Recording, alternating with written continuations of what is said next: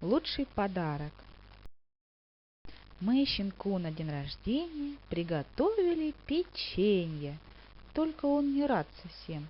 Я ведь этого не ем. Мне сейчас бы пару мисок колбасы или сосисок. Вот прекрасная еда. И подарок хоть куда.